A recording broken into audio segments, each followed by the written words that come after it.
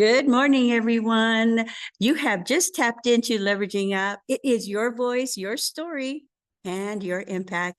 And I could tell you, I've had pre-conversations with Carol this morning, and I also told her, I wish I had pressed the record button, but that's okay, because we're going to get some amazing shares today, because Carol not only showed up for my podcast, she gave me an amazing lesson.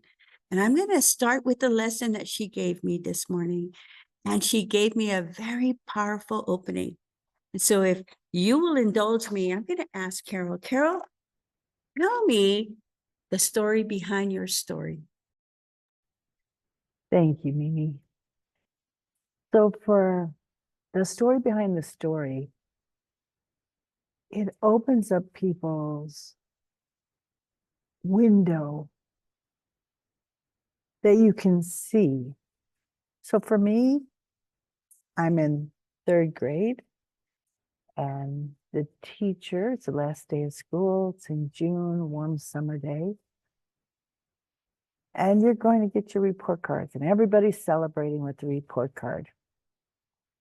It's my turn to get the report card, and the teacher turns me to the front of the room, and then she instructs the fellow students that they are never to talk to me again, that I had no business being there in the room, and that she was flunking me. I needed to leave the building immediately. At 8 years old, you're devastated, right? And I left the building, and there's no adult supervision to cross the busy expressway, no nothing. And I get home, and my mother, of course, was livid. And that was the pivoting point where sometimes God is directing you into a place you didn't know you're going to go. So ultimately, my mom took me to a couple of private schools and had me tested. Of course, my confidence was shot, and I didn't think I would have the ability to pass any of the entrance exams. Ultimately, I did, and I was surprised. And I was registered to a school up near Northwestern. It's a feeder school. And my mom was a volunteer, ultimately, at a place called the Cradle. And her role was to come and pick up the newborn babies, bring them to our house until their forever families were there. So one time I got out of school early, and I went to the hospital with my mom to pick up a baby. And there was a nurse, and she was very, very aggressive to this baby. She was very angry, and she scared me. I'm hiding behind my mom's skirt. And the nurse rips off a piece of tape with a number on it off the baby's back, and the flesh came with it. Of course, he screams. My mother grabs for the baby, is letting this nurse know a thing or two. My mother's only 4'11", but she becomes 10 feet tall if you're in going anywhere near harming a baby. So ultimately, we're in the car. Back then, we didn't have car seats. So I'm holding this baby, and I'm looking into his eyes, and there was no sparkle. And you could tell that he wasn't feeling that he was loved, wanted, or valued. What got me was this mother would have never given this baby up if she had known that was going to be his first experience in the world. And at my little mind at that time, I thought, somewhere, somehow, I want to correct a wrong and make a difference. Of course, at 8 years old, you don't know that that is a pivotal place in your experience. Fast forward, I am a mother of 8 now, and grandmother of 25. And it took me a couple of my own births. My first was a frank breech. I did not have a C-section that everybody else was having because I had a doctor who was very comfortable with breech deliveries. He was a wonderful gentleman. And then I busted my tailbone with the 2 deliveries after that. And so I was looking for a solution not to break the tailbone again. I found a doula in church who was also a midwifery assistant. So Cindy became my doula and the birth assistant, and Linda Graff, a certified nurse midwife who was an instructor in the Chicago University areas, and she ended up delivering me on my hands and knees with my children there. And that became the world to me. So then I decided to become a doula and an assistant. And there I started teaching childbirth education. And of course, who's going to show up? Single moms. So the first single mom that came through our door, her mother had kicked her out of the house. Turns out that the dad was already a married man. She did not know. She was going to nursing school full time and working full time. And here she was expecting. So we opened up our doors for 20 years. And we had moms laboring in our house because it was normal. So my oldest started doing labor support when she was 8, and ultimately she became the midwife of our family practice. And we have served over 4,000 families. We delivered 1,200 babies. The unwed ministry that we had, all those babies are still with their moms, except for 2. And those 2 babies know their moms. The one mom became her daughter's babysitter, godmother, and godmother to her adopted sister as well. And she became a doctor at Northwestern. So those are those moments that these little souls are coming into our world because they're supposed to. The method and the people that they are calling, I believe they're divinely called. So when my daughter passed away in October of 21, I decided I had successfully taught many people to be doulas, but I upped the game by coming here and setting up the certification program.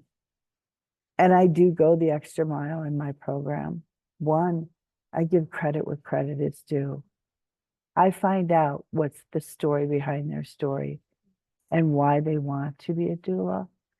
And the age group has been 18 to 68.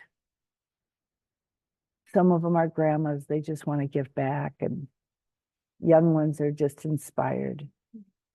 But each one of them, I want to know their story.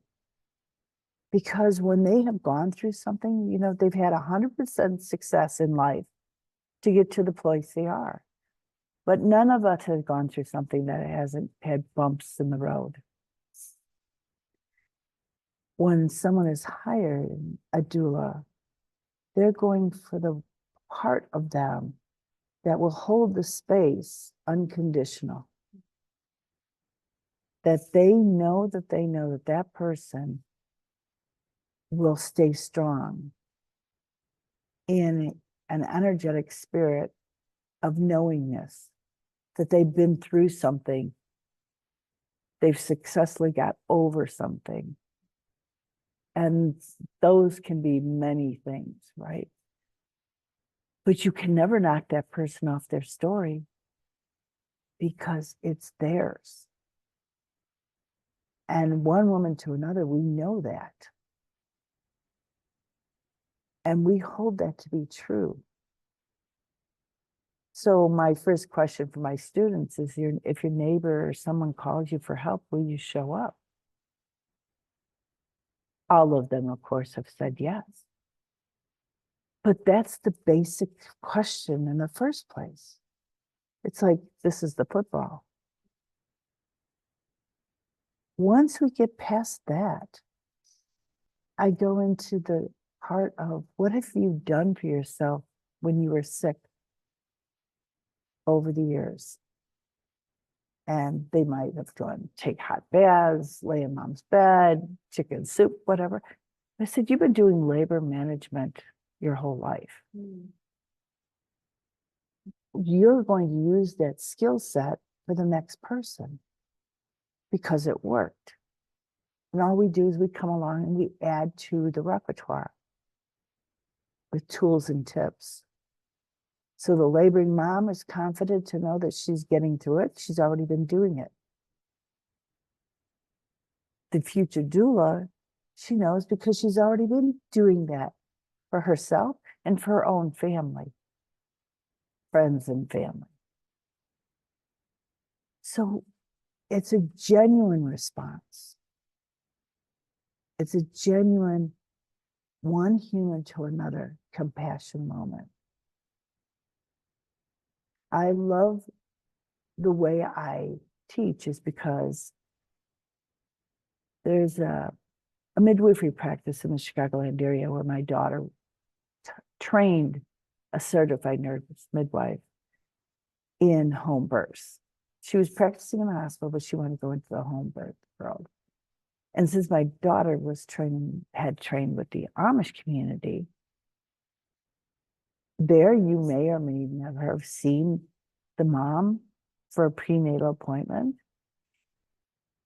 They may or may not have given any clue, but they might call and say, we need the midwife. So their stats were phenomenal. So this practice, when she found out that I was going to be teaching, she said, can I refer? I will take on first-time moms now, if you'll take them on with your students.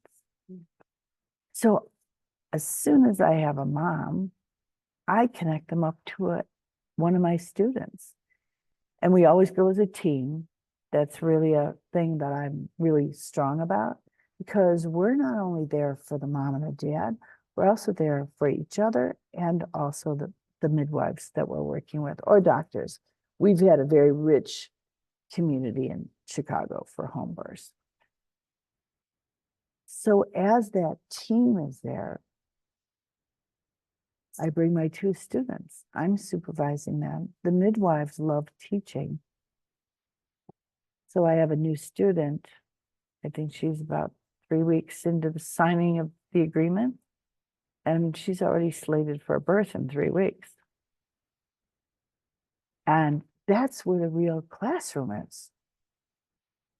Then when you read the books, you understand why it's so valuable and what that is. But there's so many programs out there where you've got to jump through all these hoops before you're even allowed in the room. That's not the way I've ever taught, because that's not the way we lived it. The classroom is in the moment with the individual, one human to another. And it's the love that you share. So I did a prenatal appointment the other night. That's why I'm able to be here today, is because I had the one mom deliver. This one's not due for another 3.5 weeks. I'm like, okay, I'll get over here.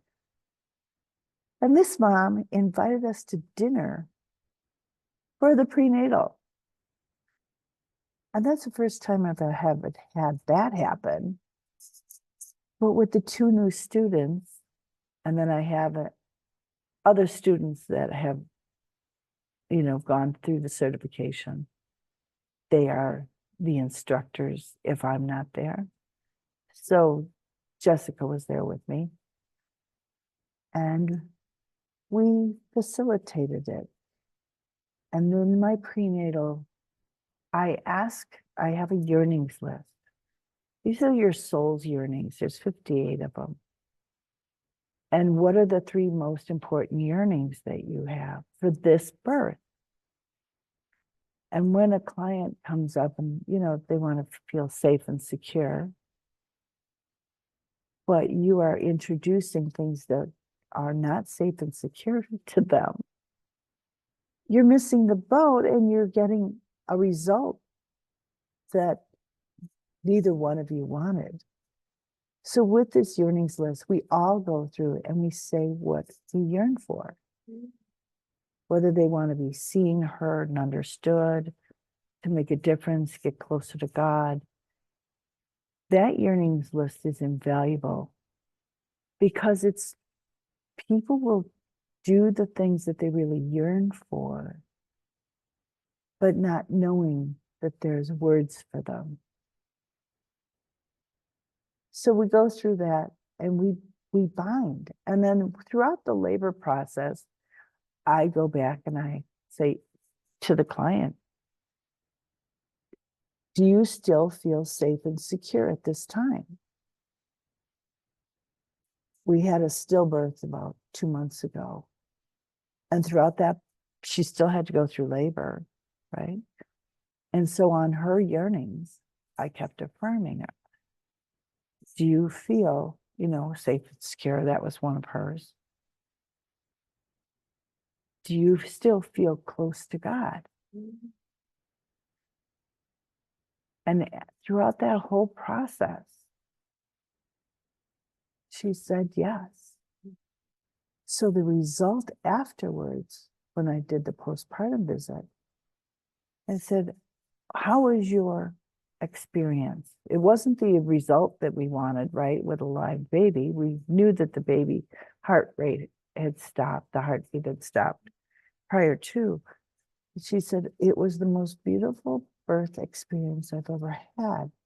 She says, I can't wait to heal. Well, my husband and I have decided that we're going to try again, and we want you.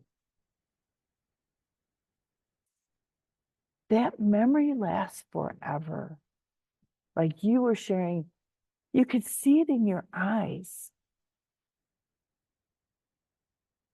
That changes the game. So many women don't get that loving experience, and they deserve it. And when you have a home birth and your family members are there, everybody gets a job. If they're in any of my births, no matter who it is, even the littlest ones, they can carry mom's glass of water to them or whatever, but everybody gets a job so they know they belong. That's important. And 2, they're always there to tell that child, I was there. That lets that baby know that they are wanted, loved, and valued. And we learn that from the age of 0 to 6 months. And that's where people don't get it. Oh my goodness, Carol.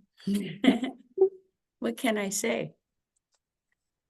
You have touched my heart this morning. Thank you. Thank you very much. And because you took the time to teach me to get that story behind the story, I believe I'm going to be putting that into my show. Thank you so much. You're so welcome, and thank you for this opportunity. Today, you have today you had the opportunity to share and connect. And today we got to hear the voice, the story, and the impact straight from Carol Wachniak, doula. She's also our Connect and Collaborate lead in Chicago. So these are the stories that we're collecting. And I'm going to say thank you so much, Carol, from the bottom of my heart, and for being here today. Thank you so much.